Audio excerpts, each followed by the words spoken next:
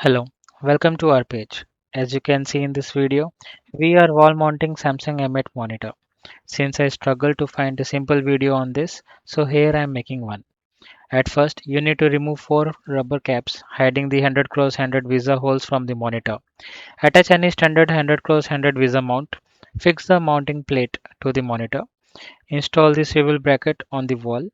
Test bracket stability, then mount the monitor. Check all cable connections. This help not only save cost but also works perfectly with any standard 100 cross 100 VESA mount. Hope this video helps others facing the same challenge.